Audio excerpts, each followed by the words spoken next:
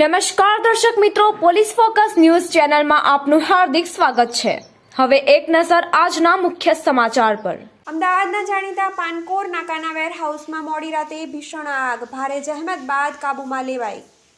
અમદાવાદના ખાડિયાના પાનકોર નાકા વિસ્તારમાં આવેલ એક વેરહાઉસમાં બુધવારે 25 સપ્ટેમ્બરને મોડી રાત્રે ભીષણ આગ ફાટી નીકળી હતી। કમર્શિયલ કોમ્પ્લેક્સના ભોંયરામાં આવેલું વેરહાઉસ એકાએક આગની લપેટમાં આવી ગયું હતું। સમગ્ર ઘટનાની જાણ થતાં Ahmedabad fire and emergency service તાત્કાલિક ઘટના સ્થળે દોડી આવી હતી। નોંધનીય છે કે આખરી ઘટના દરમિયાન કોઈ જાનહાનિ સર્જાઈ નથી। ભોંયરામાં લાગી હતી આગ।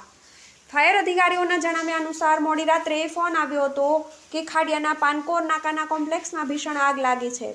ફોન આવતાની સાથે જ આગને કાબૂમાં લેવા માટે લગભગ 20 ફાયર વાહનોને ઘટના સ્થળે રવાના કરાયા હતા। ફાયર વિભાગની ટીમોએ આખી રાત જહેમત ઉઠાવી વહેલી સવાર સુધીમાં આગ પર કાબૂ મેળવી લીધો હતો।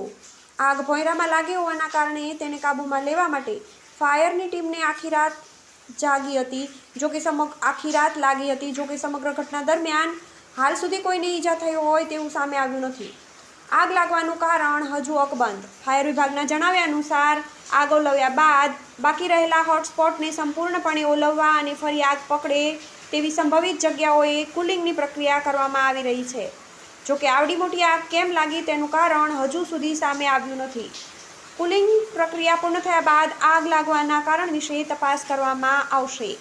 મિત્રો, આવા જ અવનવા સમાચાર જાણવા માટે અમારી ચેનલને લાઈક કરો, સબસ્ક્રાઇબ કરો અને બેલ આઇકોન પર પ્રેસ કરો, જેથી અમારી ન્યૂઝની બધી જ અપડેટ આપને મળતી રહે।